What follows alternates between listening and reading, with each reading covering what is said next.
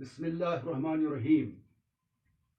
11ویں اور 12ویں جماعت کی طلباء و طالبات کو میں اردو کلاس میں خوش آمدید کہتا ہوں.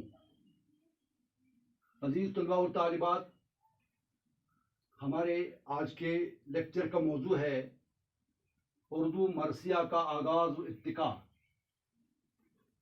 اردو مرثیہ کے بارے میں ہم نے پہلے کلاس میں جانکاری حاصل کی ہے.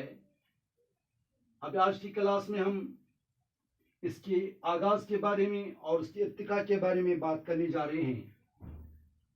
اردو شاعری نے بیشتر اصناف سخن میں فارسی شاعری کے گہرے اثرات قبول کیے، مگر اردو مرثیے کی روایت اس سلسلے میں قدرے مختلف ہے. وہ اپنی ابتدا اور ارتقاء میں عربی اور فارسی مرثیوں کا رہین منت نہیں رہی. یعنی جو اردو مرثیہ ہے اس میں فارسی اور عربی کی کوئی عمل دخل نہیں ہے.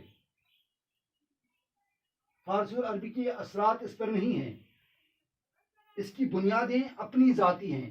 یعنی اردو مرثیہ کی بنیاد جو ہے اپنی ہے، اور اس کی روایات خود اپنے ملک کی سماجی مذہبی روایت کے پس منظر میں پروان چڑھی ہے. ہندوستان کی جو خمیر ہے اس میں پر اسراریت، ہیرو پرستی اور مذہبی عقیدت مندی شامل ہے. یعنی ہندوستان کی خمیر میں پر اسراریت، ہیرو پرستی اور مذہبی عقیدت مندی شامل ہے، اور جس کی وجہ سے اس صنف کو فروغ ملا ہے، اور اسی نے اس کی فروغ میں نمایاں کردار ادا کیا ہے.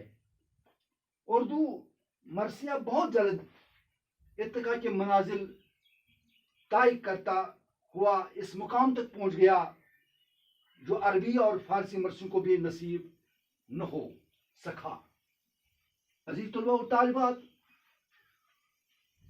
دیگر اصناف سخن کی طرح مرثیہ کی ابتدا بھی دکن سے ہوئی.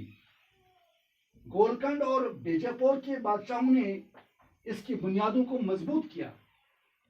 اولین مرثیہ نگار جو دکن میں گزرے ہیں، جنہوں نے اردو مرثیہ کو پروان چڑھانے میں کافی رول کیا ہے، ان میں ہیں اشرف بیابانی، محمد کلی قطب شاہ اور ملا وجہی. کلی قطب شاہ محرم کے موقع پر ہر سال متعدد مرثیے لکھتے تھے. گویا مرثیے اظہار عقیدت کے طور پر لکھے گئے تھے، پھر بھی ان میں مضامین آفرینی اور نزاکت بیانی نمایاں طرح دکھائی دیتے ہیں.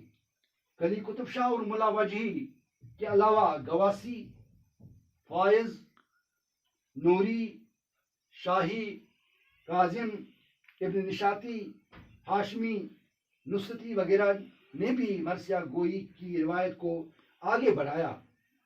ولی دکنی نے بھی مثنوی کی شکل میں ایک مرثیہ لکھا ہے اور واقعات کربلا منظوم کیے.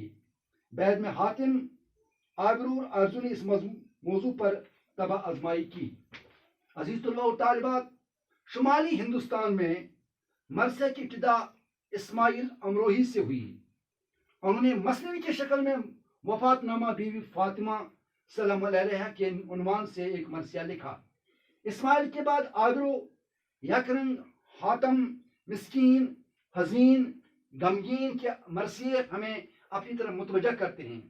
علاوہ اس کے فضل علی کی کربل کتھا اس دور سے تعلق رکھتی ہے. ایک نثری کتاب ہے، لیکن اس میں فضل علی کے کئی مرثیے بھی شامل ہیں. شمالی ہند کے ان ابتدائی مرثیوں پر فارسی کا اثر اتنا گہرا ہے کہ ہم اردو کے بجائے بگڑی ہوئی فارسی کے مرثیے کہیں تو زیادہ مناسب ہوگا. مرثیے کی اس مذہبی مجلسی حیثیت کو برقرار رکھتے ہوئے اس میں ادبی عنصر شامل کر کے اسے ادبی جہت عطا کرنے والوں میں سودا کا نام سرفہرست ہے. سودا نے مرثیہ کو سب سے پہلے فنی و ادبی اقدار سے روشناس کرایا ہے۔ سودا کے علاوہ میر نے بھی اپنے مرثیے کے ذریعے مرثیہ کی فنی روایت کو وسعت بخشی اور مرثیہ کی ادبی جہت متعین کی۔ میر اور سودا کی روایت کو مزید آگے بڑھانے اور مرثیہ کو ادبی عظمت و وقار بخشنے کے لیے جن شعراء نے کام کیا ہے وہ ہیں ضمیر، خلیق اور فصیح۔ بالخصوص ضمیر و خلیق کی کاوشوں نے مرثیوں کو مواد اور حیت دونوں ہی اعتبار سے بلندی اور عظمت بخشی اور یہ ثابت کر دیا کہ مرثیہ میں ایک مستقل صنف سکن کی حیثیت سے زندہ رہنے کی قوت و صلاحیت موجود ہے۔ عزیز طلباء و طالبات، میر انیس مرثیہ کی عظیم روایت کی سب سے اہم کڑی ہیں۔ انہوں نے اپنے ذوق اعلیٰ ذوق، گہرے مشاہدے، فنی بصیرت، زبان و بیان پر قدرت اور داخلی خارجی جذبات اور احساسات کے امتزاج سے اردو مرثیہ کو وہ عظمت بخشی کہ ان کا نام اردو شاعری کی عظمت کا امین بن گیا ہے۔ انیس کے ساتھ ساتھ مرزا دبیر بھی ہیں جنہوں نے کافی مرثیے لکھی ہیں اور واقع کربلا کو انہوں نے اپنے مرثیوں میں بیان کیا ہے۔ امام علی مقام علیہ السلام کی شہادت کو انہوں نے بیان کیا ہے اور ان دونوں عظیم مرثیہ نگاروں کے بعد پھر اس صنف سکن کو دوبارہ عروج نصیب نہیں ہوا۔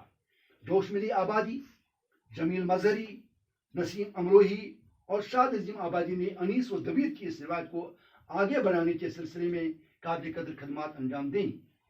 ان مرثیہ نگاروں نے مرثیہ کی قدیم روایات سے انحراف کرتے ہوئے مرثیہ میں صحت مند اضافے کیے۔ عزیز طلباء و طالبات، اس طرح مرثیہ بھی دیگر اصناف سکن کی طرح جدید تقاضوں کے مطابق نئے تغیرات سے دوچار ہوتا رہا۔ آپ کو میں ایک بار پھر یہاں پر یہ دہرانے کی کوشش کروں گا کہ ابتدا میں فارسی عربی کی رہین محنت نہیں رہی ہے۔ ہندوستان کی خمیر میں پروسریت، یوروپ پر سے مذہبی عقیدت مندی شامل ہے اور دکن میں مرثیہ کی ابتدا ہوئی ہے۔ شمالی ہندوستان میں بھی مرثیہ آگے بڑھا ہے۔ میر اور انیس نے، دبیر نے اس کو آگے بڑھایا ہے۔ یہ ہے مرثیہ کے اردو مرثیہ کا آغاز و ابتدا جس پر میں نے آج روشنی ڈالی ہے۔ آپ سے میں پھر ایک بار گزارش کروں گا کہ اپنے اس کتاب کو، ان اسباق کو پڑھنے کی کوشش کریں، ان کو ذہن نشین کرنے کی کوشش کریں تو تاکہ آپ کا جو تعلیمی سال ہے وہ ضائع ہونے سے بچ جائے۔ عزیز طلباء اور طالبات، ان چیزوں کی طرف دھیان دیجیے، گھر میں رہیے، سوشل ڈسٹینس مینٹین کیجیے اور کتابوں کے ساتھ اپنے آپ کو وابستہ رکھیے اور ان سے استفادہ کیجیے۔ سبحان ربک رب العزت عما یصفون۔